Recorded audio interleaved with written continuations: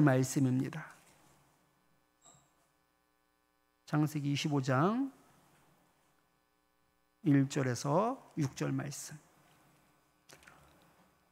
한 절씩 교독하겠습니다. 아브라함이 후처를 맞이하였으니 그의 이름은 구두라라. 그가 시므람과 욕산과 무단과 미디안과 이스박과 수아를 낳고, 욕산은 스바와 드단을 낳았으며 드단의 자손은 아수르의 족속과 루드시 족속과 루미 족속이며, 미디안의 아들은 에바와 에벨과 하녹과 아비다와 엘다디아니 그 다 그두라의 자손이었더라. 아브라함이 이삭에게 자기의 모든 소유를 주었고 자기 서자들에게도 재산을 주어 자기 생전에 그들로 하여금 자기 아들 이삭을 떠나 본방 곧 동쪽 땅으로 가게 하였더라. 아멘. 우리 서로 바라보면서 인사하겠습니다. 참 잘 오셨습니다. 또 다른 인사를 한번 해볼까요?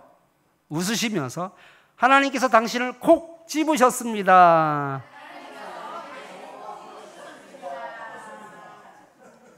우리 정명숙 집사님이 아주 정확하게 표현을 하는데 콕 이렇게 말씀하시네요. 콕 찍으셨다고. 지난주 말씀 한번 같이 나누고 오늘 말씀 같이 보겠습니다. 지난주 기도의 열매라는 말씀의 제목을 함께 나누었는데요. 리브가는 열흘 정도 머물다가 떠나라는 그 가족의 만류에도 불구하고 종을 따라 떠나겠다고 한 것은 가족의 말에 귀를 기울이는 것이 아니라 하나님의 뜻을 쫓기로 결심하였기 때문입니다. 그리고 바로 아브라함의 종을 따라 나섰습니다. 그들은 몇 날 며칠을 이동하여 가나안 땅 그 남쪽 네게브 사막에 있는 부엘라헤로이에 도착하게 됩니다. 이때가 바로 이삭이 들에 나가 묵상하고 있을 때였습니다. 창세기 24장 63절 말씀을 같이 한번 읽겠습니다. 불매 들에 나가 묵상하다가 눈을 들어 보매 낙타들이 오는지라. 아멘. 이 묵상하다가라는 말에는요 원래 전치사 구예요. 그래서 거기 전치사 레라는 말이 포함되어 있는데 이 레라는 뜻이 뭐뭐를 위하여라는 뜻입니다. 정확하게 직역을 하면은요 묵상하기 위하여 들에 나갔던 것이죠. 바로 들에 나간 목적이 그가 기도하기 위해서였습니다. 그는 아마도 자신의 결혼 상대를 위하여 기도하면서 하루빨리 그녀를 볼 수 있기를 아마 기도했을 겁니다. 이삭은 묵상하다가 눈을 들어 보았는데요. 직역하면 그러자 그는 그의 눈을 들었다. 그리고 그는 보았다라는 뜻입니다. 이는 눈을 감고 기도를 하다가 기도가 끝났기 때문에 눈을 떴고 눈을 떠서 보니 저기 낙타를 탄 일행이 보였다라는 말이 아닙니다. 이 보다에 해당하는 말은 라라는 말인데 이 라는요 의도적으로 보는 것을 말하는 거예요. 주의 깊게 살피다라는 뜻을 가지고 있습니다. 다시 말해서 이삭이 기도를 마친 후에는 목적을 가지고 아주 주의하여서 살펴보았다라는 것이지요. 이삭이 뭘 위해 그렇게 기도를 하고 또 어떤 의도를 가지고 찾았는지 우리는 너무나 잘 알고 있습니다. 신부감을 찾으러 떠난 일행들이 빨리 돌아오기를 기도했을 것이고 또 단순히 바라는 것으로 끝난 것이 아니라 믿고 찾아보았다라는 것입니다. 여러분은 기도를 한 후에 하나님이 하실 일을 기대하며 살고 있습니까? 이삭과 같은 이런 믿음이 우리에게 있어야 될 줄 믿습니다. 이삭과 같은 이런 믿음이 우리에게 있어야 여러분 기도의 응답을 받을 수 있는 거예요. 그냥 부르짖고 끝나는 기도가 아니라 기도를 하였다면 눈을 들어 찾아야 합니다. 이것이 기대하는 것이고 이것이 믿는 겁니다. 기도가 끝나고 나서 찾아보았다라는 것은 응답을 확신했기 때문에 가능한 것이죠. 이런 면에서 이삭은 어린아이와 같은 믿음을 가지고 있다라고 볼 수 있습니다. 기도를 하면 하나님께서 응답해 주실 것이다라고 그냥 믿는 거예요. 하나님께서 마음의 소원을 들어줄 것이다라는 것을 그냥 순수하게 믿는 것을 말합니다. 많은 사람들이 하나님께 기도를 하는데 막연하게 믿고 막연하게 기다리는 경우가 얼마나 많은지 모릅니다. 구하는 것이 곧 이루어지지는 않을 것이라는 생각에 기대조차 하지 않습니다. 그래서 당장의 설레임도 기대도 없습니다. 그저 언젠가는 하나님께서 들어주시겠지라는 믿음을 가지고 있습니다. 이건 진짜 믿음이 아닌 거예요. 이삭이 얼마나 바라며 기대하고 있었는지 알 수 있는 단어가 바로 외힌네라는 말입니다. 창세기 24장 63절 하반절에 보면 낙타들이 오는지라 그렇게 말하고 있고요. 그리고 거기 가운데 외힌네라는 말이 있습니다. 자 이런 말인데요. 다시 말해서 이 감탄사를 쓴 이유가 있습니다. 기도하고 찾아보았더니 일행들이 왔던 거예요. 여기에 대한 감격이 바로 외힌네입니다. 와, 이런 의미인 것이죠. 기도하였는데 정말로 믿은 대로 그들이 눈앞에 보이는 것이었죠. 또한 기도한 대로 하나님께서 그대로 들어주신 것에 대한 벅찬 감격이 그 가운데 있었던 것이 바로 외힌네입니다. 바로 이삭이 믿음을 따라 기도하고 있었기 때문입니다. 늙은 아브라함의 종이 긴 여행 끝에 하란에 도착하여 오랜만에 쉴 수 있었건만 하룻밤만 지내고 바로 돌아가려고 했던 이유가 여기에 있었던 거예요. 간절히 바라며 기대하던 그 이삭의 기도를 들으신 하나님께서 종의 마음을 서두르게 하셨던 겁니다. 리브가가 그 부모와 그 형제들이 지금 당장은 갈 수 없다며 그 반대를 해도 부모의 그 만류를 뿌리치고 가려고 했던 이유가 바로 여기에 있었던 겁니다. 들에 나가 기도하던 이삭을 생각하신 그 하나님께서 리브가의 마음을 움직이셨던 것입니다. 온전히 하나님을 믿고 기도하는 이삭을 위해서 하나님께서 모든 것들을 다 세팅해 놓고 계셨던 것입니다. 아브라함의 종이 큰 도시인 그 하란에서 리브가와 한 우물에서 만났다라는 것도 이것도 정말 우연이라면 우연일 수 있는데 이 모든 것도 하나님께서 세팅해 놓으셨기 때문에 가능한 것이지요. 우리도 이삭이 구체적인 그 목적을 가지고 들여나가 기도하였던 것처럼 여러분 목적을 가지고 하나님께 기도해 보십시오. 그리고 기도를 끝내셨습니까? 그럼 이제 믿음의 눈을 들어 찾아보시기 바랍니다. 이 믿음으로 기도를 한다면 하나님께서 우리의 기대를 절대로 저버리지 않을 것입니다. 하나님께서 반드시 우리의 기도에 응답하여 주시고 내 인생 가운데 가장 좋은 것으로 세팅해 주실 줄 믿습니다. 오늘 우리에게 주신 하나님의 말씀은 바로 왜입니다. 오늘 본문 말씀은 창세기를 읽는 독자들에게 상당히 당황케 합니다. 본문 1절 말씀을 보면 아브라함이 후초를 맞이하였으니 라고 말씀하고 있습니다. 아브라함이 후초를 맞이하였다. 직역을 하면은요, 아브라함이 더하여 한 아내를 취하였으니 라는 뜻입니다. 아브라함이 또 결혼을 했어? 아니 언제? 라는 질문이 바로 나오게 됩니다. 아브라함이 그드라를 언제 아내로 취하였는지에 대해서는 성경이 말하고 있지 않습니다. 만약 사라가 죽은 후에 아내를 취하였다면 적어도 아브라함이 137세 이후가 됩니다. 더군다나 6 아들을 낳았습니다. 아들만 낳은 것이 아니죠. 당연히 딸도 낳겠어요? 안 낳겠어요? 딸도 낳았을 거예요. 그러면 아들만 6이니까 대략 한 10명 정도는 낳지 않았을까요? 그러면 상식적으로 사라가 죽은 이후에 그드라와 결혼을 하여서 아이를 그렇게 10명씩이나 낳았을까요? 아니면 사라가 있었을 때 첩을 맞이했다는 뜻일까요? 사라가 있었을 때 첩을 맞이했다라는 것이 더 상식적입니다. 왜냐하면 사라가 죽은 이후에 아브라함의 나이가 137세이거든요. 거기에서 137세인데 한 10명 정도의 자식을 낳을 정도면 산술적으로 답이 나오지 않지요.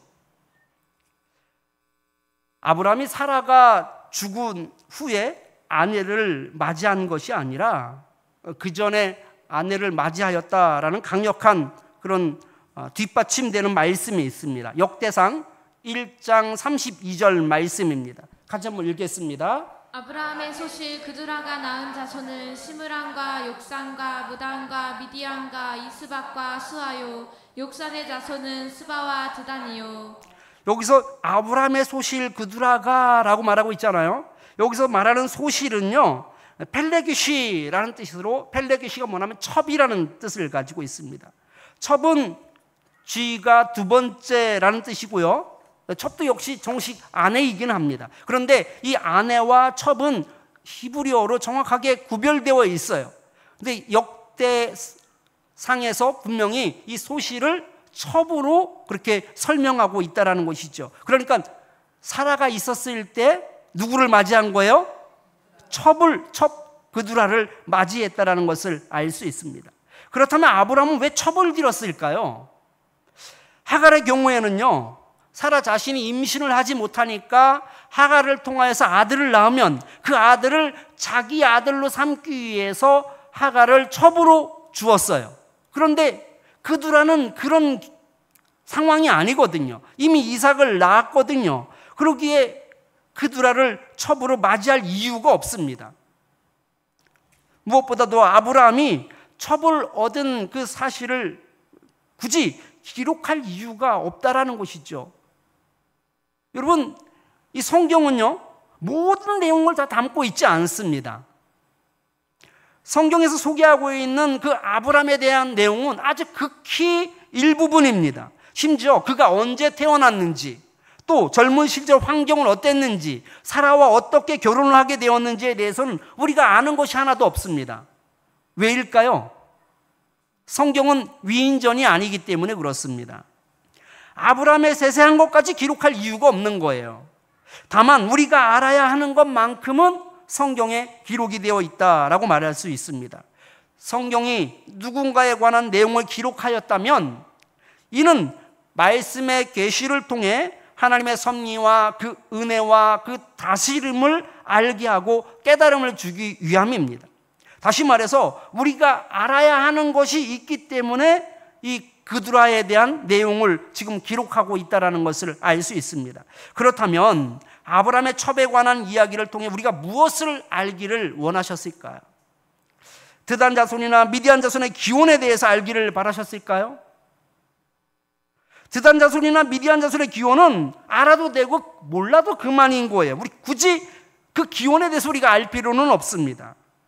본문은 우리가 창조 질서를 따라 살아야 함을 말씀하고 있습니다. 사실 당시 문화에 비춰볼 때요, 아브라함이 첩을 두었다라는 것은 흠일까요? 아닐까요? 흠이 아니에요. 그러나 신앙적으로 봤을 때는 얘기가 달라집니다. 에덴 동산을 보십시오. 하나님께서 창조 질서를 따라 한 남자와 한 여자를 부부로 맺어주시고 에덴 동산에서 살게 하셨습니다. 만일 창조 질서가 남편 한 명에 아내 두 명이 맞았다면 하와 한 명만 만들지는 않았겠죠. 아담을 만드시고 그리고 갈빗대 두 개를 뽑아서 하와 2를 아마 만들지 않았을까 싶습니다. 그런데 몇 명만 만들었어요? 한 명만 만들었어요. 이것이 뭐냐면 창조 질서예요. 반대로 한 남자가 여러 명의 아내를 두는 것은 죄의 결과인 거예요. 창조 질서에 어긋나는 것은 바로 죄의 결과입니다. 욕심의 결과이죠. 믿음의 조상으로서 본이 되는 삶을 살았던 아브라함도 이 욕심을 따라 첩을 두었다라는 사실을 독자들이 알기를 바라셨던 겁니다. 그렇다면 왜 여러 명의 아내를 두면 안 되는 걸까요? 창조 질서를 따라 가정을 이루지 않은 가정은 행복할 수 없습니다. 첩을 통해 낳은 이스마엘을 보십시오. 하갈과 함께 집안에서 쫓겨났던 것을 보게 됩니다. 야곱은 4명의 아내를 두었습니다. 특별히 야곱이 라헬과 그녀를 통해서 낳은 요셉을 편애하면서 그 집안에 불화가 있게 됩니다. 결국 다른 형제들이 요셉을 노예로 팔아버리기까지 하였습니다. 뿐만 아니라 큰아들 루벤은 아버지의 첩인 그 비라와 동침하는 일까지 벌어졌습니다. 다윗의 아들 압살롬은요, 자기의 여동생 다말이 이 배다른 동생 암논에 의해서 강간을 당하게 됩니다. 그리고는 이 압살롬이 암논을 죽이게 되죠. 바로 아버지의 아들들 간에 이루어졌던 그런 비극적인 일입니다. 하나님께서는요, 한 남자와 한 여자를 부부로 맺어 주셨는데 인간의 욕심이 이 창조 질서를 파괴하고 자기 욕심대로 첩을 얻은 결과는 바로 이렇게 비극으로 끝나게 됐던 것입니다.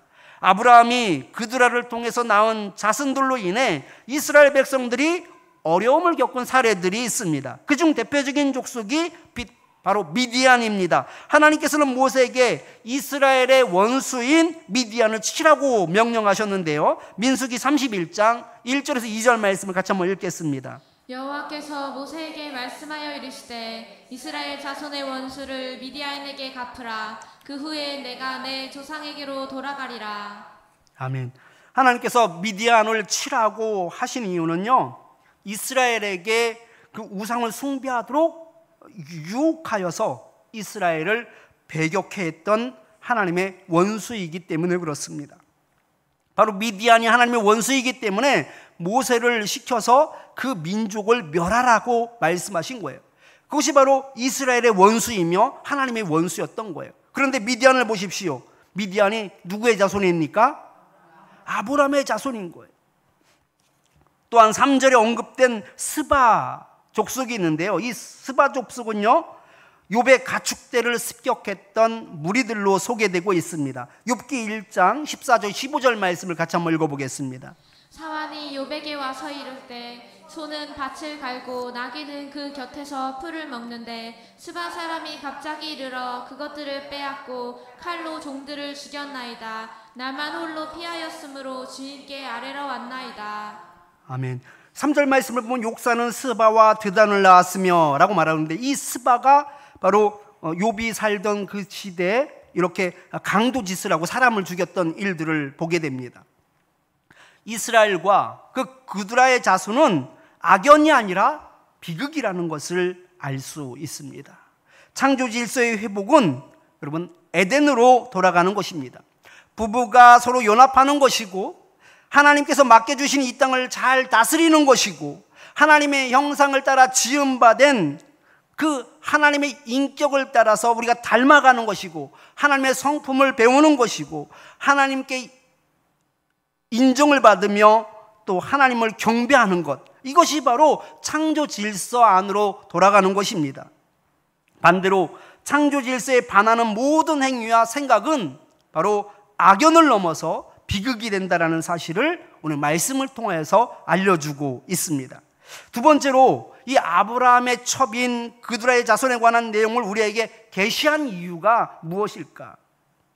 그드라를 통해서 많은 아들을 얻었지만 이 아들들 중에서요, 아무도 그 약속된 그 축복에 참여하지 못하고 있다는 것을 지적하고 있습니다. 본문 5절 6절 말씀을 같이 한번 읽어보겠습니다. 아브라함이 이삭에게 자기의 모든 소유를 주었고 자기 서자들에게도 재산을 주어 자기 생전에 그들로 하여금 자기 아들 이삭을 떠나 동방 곧 동쪽 땅으로 가게 하였더라. 아멘. 아브라함이 이삭에게 자기의 모든 소유를 주었다라고 말하고 있어요. 그리고 서자들에게는요 재산을 주었다라고 말하고 있어요. 말이 맞아요? 틀려요? 틀려요. 문장이 맞지가 않아요.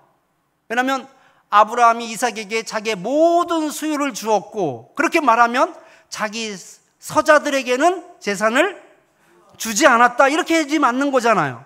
그러니까 이 성경이 틀릴 일은 없죠. 그럼 우리가 생각하는 것하고 다르다라는 것을 알 수 있어요. 그러니까 아브라함이 이삭에게 자기의 모든 소유를 주었다라는 것은 재산을 말하는 것이 아니다라는 것을 알 수 있어요.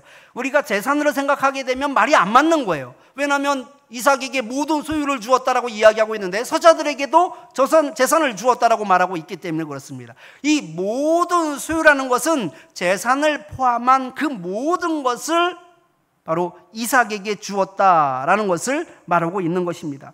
다시 말해서 재산 외에 다른 것을 염두에 둔 표현이다라는 것이죠. 하나님과 맺었던 언약, 그 가나안 땅에 대한 약속, 그 이삭의 후손에 관한 그런 축복, 이런 모든 포괄적이고 전체적인 것을 의미하는 것이 모든 소유를 그에게 주었다라는 말입니다. 아브라함의 자식이라고 할지라도 오직 약속을 받은 이삭만이 적통이었고 이삭만이 가나안 땅을 상속받을 수 있었습니다. 그들의 그 자손을 통해서 하나님께서는 우리에게 알려주시고자 하는 것은 상황과 환경이 바뀐다 할지라도 하나님의 약속은 바뀌지 않는다라는 것을 말씀하고 있는 거예요. 아브라함이 정말 늦은 나이에 이 얻은 자식들입니다. 여러분, 내리사랑이라고 이야기하잖아요. 이삭보다도 훨씬 어린 아이들이 많이 있었단 말이죠. 그 사랑이 그 밑으로 점점 흐를 수밖에 없는 거예요. 관심이 그 아이들한테 갈 수밖에 없는 거예요. 그럼에도 불구하고 이 상황이 바뀌고 환경이 바뀌어서도 하나님의 약속은 바뀌지 않아요. 우리를 아브라함의 자손으로 불렀습니다. 우리가 사는 날 동안 여러 가지 이유로 상황이 급변하고 또 환경이 바뀌어도 우리에게 허락하신 이 영적인 축복은 절대로 바뀌지 않는다라는 말씀입니다. 시편 89편 34절 말씀을 같이 한번 읽겠습니다. 내 언약을 깨뜨리지 아니하고 내 입술에서 낸 것은 변하지 아니하리로다. 하나님께서 친히 말씀하시기를 이삭에게서 나는 자라야 내 씨라 부를 것이니라 하신 약속대로 그 영적인 것을 포함한 모든 소유를 이삭에게 주었습니다. 하나님의 약속은 변하지 않습니다. 로마서 8장 33절 34절 상반절 말씀을 같이 읽겠습니다. 누가 능히 하나님께서 택하신 자들을 고발하리요 의롭다 하시니는 하나님이시니 누가 정죄하리요. 여러분, 이 말씀은 암송하셔도 좋을 것 같아요. 하나님이 택하신 자들은 누구도 고발할 수 없다라고 말하고 있습니다. 정죄할 수 없다라고 말씀하고 있습니다. 왜냐하면 하나님께서 의롭다고 선언해 주셨기 때문이다라는 겁니다. 하나님께서 우리를 의롭다고 선언해 주셨어요. 선택한 그 백성들에 대해서 하나님께서 의롭다라고 말씀하신 거예요. 그래서 누구도 우리를 고발할 수 없는 거예요. 누구도 우리를 정죄할 수 없다라고 말하고 있습니다. 하나님께서 자신이 선택하신 자들을 끝까지 견인하시며 책임져 주십니다. 고발하는 이가 있다고 할지라도 하나님께서 의롭다고 이미 판결을 내려주십니다. 왜냐하면 하나님께서 택하여 주셨기 때문인 거예요. 이것이 얼마나 큰 은혜인지 모릅니다. 이삭이 그랬습니다. 이삭에게서 나는 자라야 내 씨라며 그의 후손을 선택하여 주신 것은 전적으로 하나님의 은혜였습니다. 마찬가지로 하나님께서 이삭을 선택하여 주셨던 것처럼 일방적으로 우리를 하나님께서 선택하여 주셨다라는 것이죠. 하나님께서 선택하여 주시면 시간이 흘러서 환경이 바뀌고 여건이 바뀐다고 할지라도 절대로 잊혀진 존재로 남지 않습니다. 하나님께서 끝까지 우리를 견인하여 주시며 하나님께서 우리를 인도해 주실 것입니다. 마지막으로 이 그드라의 자손을 통해서 우리에게 알려주시고자 하시는 하나님의 말씀은 인정에 끌리지 말고 영적인 올무를 제거하라라는 말씀입니다. 본문 6절 말씀을 새 번역 성경으로 한번 같이 읽겠습니다. 첩들에게서 얻은 아들들에게도 한 몫씩 나누어 주었는데 그가 죽기 전에 첩들에게서 얻은 아들들을 동쪽 곧 동방 땅으로 보내어서 자기 아들 이삭과 떨어져서 살게 하였다. 아멘. 아브라함은요, 이삭과 그 서자들 간의 그 관계가 복잡하게 얽히고 또 그런 어려운 복잡한 상황 가운데 놓이는 것을 원치 않았습니다. 그래서 죽기 전에 아브라함이 한 것이 무엇이었느냐? 바로 선을 긋는 것이었습니다. 아브라함은 일부러 문제를 만들었습니다. 왜냐하면 선을 확실히 긋기 위해서입니다. 바로 서자들을 전부 동쪽에 있는 동방 땅으로 보내는 것이었습니다. 이삭과 떨어져 살게 하는 것이었습니다. 이게 쉬운 일일까요? 정해진 이웃집 아저씨를 보내는 것도 아니고 자기 아들들을 동쪽에 있는 땅으로, 지금으로 말하면 아라비아 반도를 말하는 것인데 그 아라비아 반도로 그 자식들을 전부 내보냈다라는 것이죠. 당연히 마음이 아팠을 겁니다. 그러나 어쩔 수 없습니다. 영적인 가지치기를 해야지 이삭의 자손이 그 영적인 뿌리를 내릴 수 있기 때문에 그랬습니다. 신앙생활을 하면서 우유부단한 사람들이 있습니다. 좋은 게 좋은 거라며 웬만하면 문제를 만들려고 하지 않습니다. 대충 타협을 하면서 좋게 해결을 하려고 합니다. 그러나 이것이 영적인 울무가 될 수 있다면 여지를 남겨서는 안 되는 거예요. 당장은 마음이 아플 수 있습니다. 아쉬울 수도 있습니다. 그래도 지금 해결해야 합니다. 여러분에게 영적인 울무가 무엇입니까? 아브라함처럼 가정이 될 수도 있어요. 사람이 될 수도 있습니다. 재물이 될 수도 있습니다. 움켜쥐지 마십시오. 사람 생각하지 마십시오. 인생의 인정에 매이지 마십시오. 사울왕은 모든 살아있는 것들은 다 진멸하라는 하나님의 말씀에도 불구하고 이 살진 소와 기름진 양을 살려둡니다. 그 이유가 아주 기가 막힙니다. 사람들의 요구를 차마 물리치지 못하였던 거예요. 사람들이 가지고 가자라고 말을 하니까 그 말에 대해서 거절할 수가 없었던 거예요. 결국 사울왕은 그들의 말을 듣게 됨으로써 하나님의 말씀을 저버리고 말았습니다. 그 결과 어떻게 됐어요? 그가 하나님께 버림을 받게 되었습니다. 반대로 노아의 경우를 한번 보십시오. 세상이 온통 죄악으로 가득한 그때에 하나님의 뜻을 따라서 방주를 지었습니다. 이제까지 보지 못하였던 어마어마한 방주를 100여 년간 짓게 되는데요.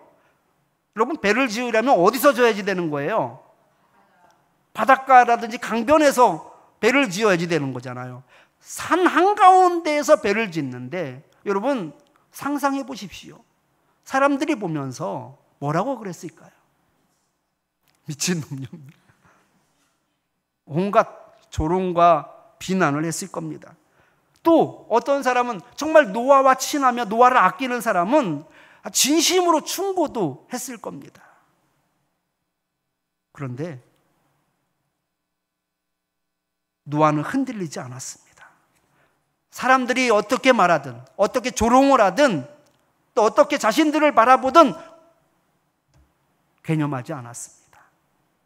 하나님의 뜻을 따라서 그 일에만 매진하였습니다. 그리고 결국은 그가 구원을 받았던 것을 보게 됩니다.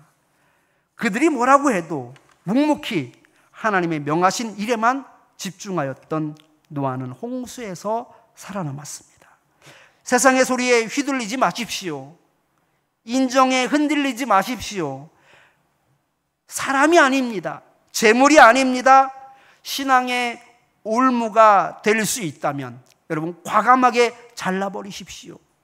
아브라함처럼 그 모든 그드라의 아들들을 동쪽으로 보냈던 것처럼 분리를 시켰던 것처럼 여러분 자를 것을 잘라야지 된다라고 말씀하고 있습니다. 그래야 신앙의 뿌리가 내리게 되는 것이고 이삭을 통하여서 하나님의 축복이 흘러 넘칠 수 있게 되는 것이죠. 바라옵기는 우리 참빛교회 성도님들이 그드라의 그런 자손들을 통하여서 주시는 그 하나님의 말씀을 귀 기울여서 들으시고 그 말씀 가운데 하나님의 뜻을 꼭 발견할 수 있는 저와 여러분들이 되기를 축원합니다. 이 말씀을 기억하면서 우리 은혜 아니면 함께 찬양하겠습니다.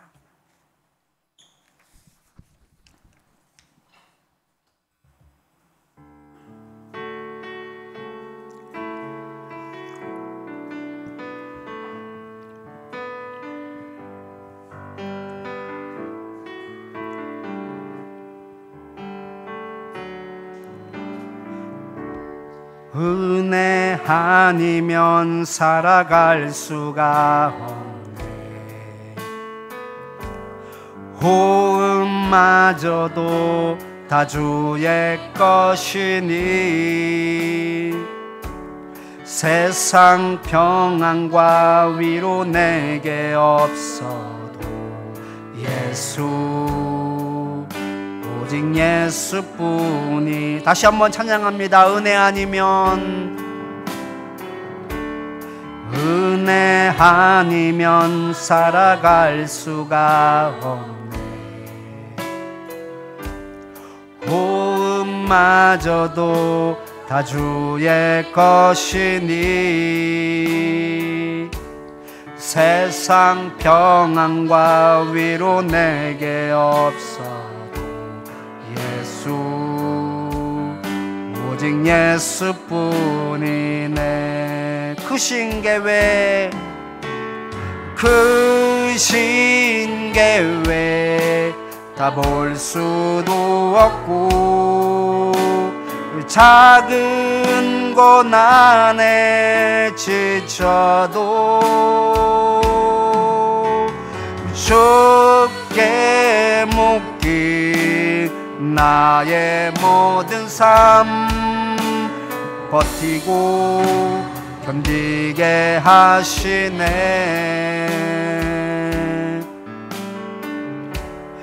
은혜 아니면 살아갈 수가 없네. 모든 것 다 주께 맡기니 참된 평안과 위로 내게 주신 주 예수 오직 예수뿐이. 크신 계획 다 볼 수도 없고 크신 계획 다 볼 수도 없고 작은 고난에 지쳐도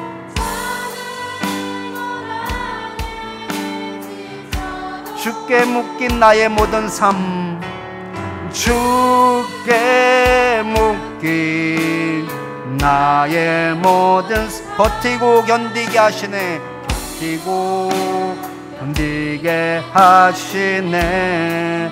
은혜 아니면 살아갈 수가 없습니다. 은혜 아니면 살아갈 수가 없네. 나의 모든 것 다 주께 맡기니 참된 평안과 위로 내게 주신 주 예수 오직 예수뿐이네. 우리 세 가지 기도 제목까지 함께 기도하겠습니다. 창조 질서를 따라 에덴의 삶으로 돌이키는 삶을 살게 하옵소서. 창조 질서를 반하게 욕심을 따라 삶으로 말미암아 비극과 저주의 삶이 되지 않게 해달라고 기도하겠습니다. 선택하여 자녀 삼아 주신 것에 평생 감사하는 자가 되게 하옵소서. 하나님께서 일찍이 이삭을 선택하여 주셨습니다. 그리고 그들을 통하여서 많은 자손이 어린 자녀들이 태어났지만 상황이 바뀌고 환경이 바뀌었어도 그 약속만큼은 변하지 않았습니다. 이삭을 선택한 그대로 그리고 끝까지 견인하여 주시고 인도하여 주셔서 그 영적인 복을 누릴 수 있었던 것처럼 우리를 하나님께서 선택하여 주셔서 하나님 은혜 가운데 살 수 있음에 감사하며 또 하나님께 영광 돌릴 수 있게 해달라고 기도하겠습니다. 인정에 끌리지 않게 하시며 하나님의 뜻을 따라 결단하게 해달라고 기도하겠습니다. 우유부단하지 않게 해달라고 기도하겠습니다. 사람을 보지 않게 해달라고 기도하겠습니다. 재물에 끌리지 않게 해달라고 기도하겠습니다. 그것이 신앙의 올무가 된다면 아브라함처럼 끊어버릴 수 있게 해달라고, 선을 그을 수 있게 해달라고, 구별할 수 있게 해달라고 기도하겠습니다. 우리 주여 한번 무리 짓고 함께 기도하겠습니다. 주여! 하나님 아버지 감사합니다. 하나님 아버지 은혜 가운데 노신 가운데 하나님 아버지 아브라함은 하나님 아버지 떨림 아버지 그가 욕심을 따라서 하나님 아버지 그들을 아버지 첩으로 아버지 떨림 아버지 삼으며 아버지 그 통하여 아버지 그 아들을 통하여서 아들 많은 자손들이 나왔음을 보게 됩니다. 아버지 그 조상 자손들이 또 하나님 아버지 이스라엘 백성들과 원수가 되었고 아버지 그들이 또 하나님 아버지 살육의 현장 가운데 하나님 아버지 비극에 하나님 아버지 인연이 되었던 것을 보게 됩니다. 하나님 아버지 저희들에게 하나님 아버지 은혜를 베풀어 주셔서 아버지 창조 질서에 어긋나는 반하는 그런 삶을 살지 않게 해주옵소서. 육심을 따라 살지 않게 해주옵소서. 에덴으로 돌아갈 수 있게 해주옵소서. 하나님의 그 자격조 질서에 하나님 처음으로 돌아갈 수 있도록 하나님 아버지 나까지 해주셔서 주님의 성품을 닮아 아버지의 성품 가운데 온전히 설 수 있도록 하나님 아버지 나까지 해주시고 하나님 아버지 그 창조 질서에 합한 그런 삶이 되시도록 주님 역사 주시옵소서. 하나님 아버지 이삭을 선택하여 아버지 끝까지 그를 견인하시며 그를 인도하여 두었던 것처럼 하나님 아버지 은혜 가운데 주님 가오신데 아버지 저희들을 선택하여 주시고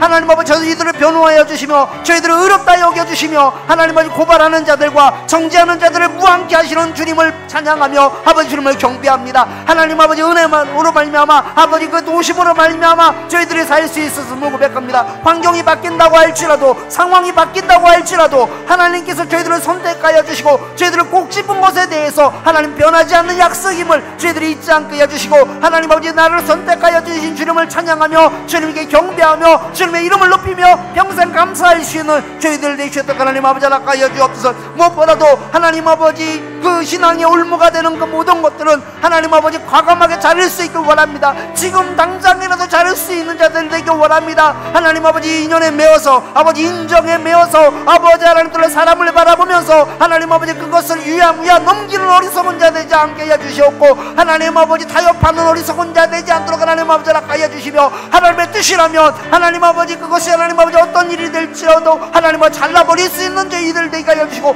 구별시킬 수 있는 저희들 될 수 있게 해주셔서 그것이 마음에 하나님 아버지 아픔이 있고 아버지 그것이 하나님 아버지 진정 진통이 있다고 할지라도 하나님 아버지 그것을 타협하는 어리석은 자 되지 않게 해주셔서 하나님의 영적인 복을 받아 누리게 부족하면 그런 인생이 될 수 있도록 주님 역사하여 주시옵소서. 주님 도와주시옵소서. 주님 역사하여 주시옵소서. 아버지께서 함께 주시지 믿사오며 예수님 이름으로 기도합니다. 주님 도와주시옵소서. 주님 감사합니다.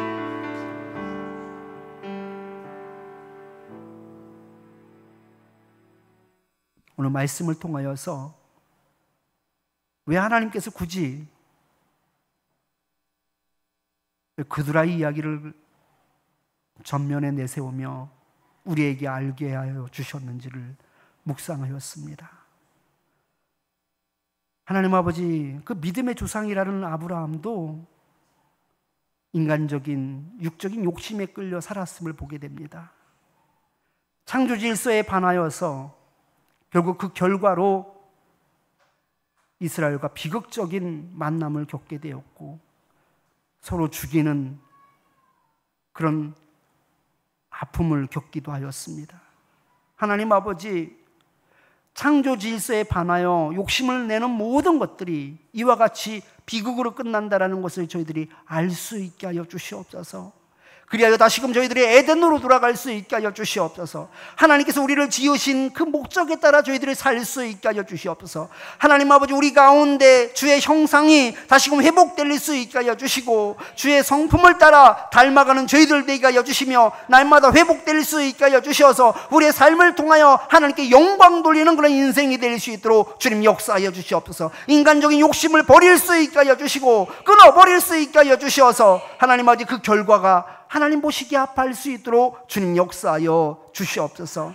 하나님 아버지 주님께서 애초에 이삭을 통하여서 약속하였던 그 약속의 말씀이 상황이 바뀌고 환경이 바뀌어도 그 약속만큼은 변하지 않는 것을 오늘 말씀을 통하여서 보게 되었습니다. 그들의 자손들이 많이 있었고 그 어린 자녀들이 많이 있었지만 그럼에도 불구하고 그 축복된 인생을 살 수 있었던 것은 오직 이삭뿐이었음을 오늘 말씀을 통하여서 보게 됩니다. 하나님 아버지 저희들이 이와 같은 은혜를 허락하여 주셔서 감사합니다. 이삭과 같은 은혜를 저희에게 주셔서 감사합니다. 값없이 우리를 꼭 집어주시고 우리를 선택하여 주셔서 하나님께서 일방적으로 저희들을 견인하여 주시며 인도하여 주시는 그 가운데 그 축복의 삶을 살 수 있게 하여 주시니 감사합니다. 그 영적인 복을 누릴 수 있게 하여 주시니 감사합니다. 하나님 이것이 우리의 능력으로 된 것이 아니라 오직 하나님의 은혜로 된 것임을 기억할 수 있게 하여 주시고 평생에 감사하며 하나님을 찬양하는 저희들 될 수 있도록 주님 역사하여 주시옵소서.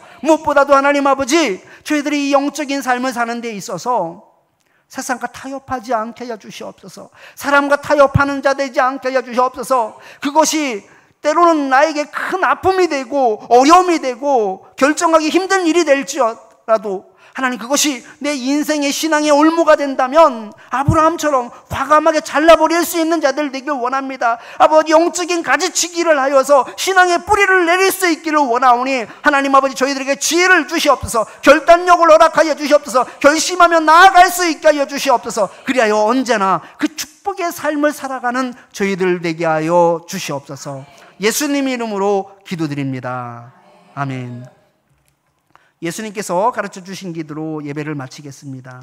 하늘에 계신 우리 아버지여, 이름이 거룩히 여김을 받으시오며 나라의 마옵시며 뜻이 하늘에서 이루어진 것 같이 땅에서도 이루어지이다.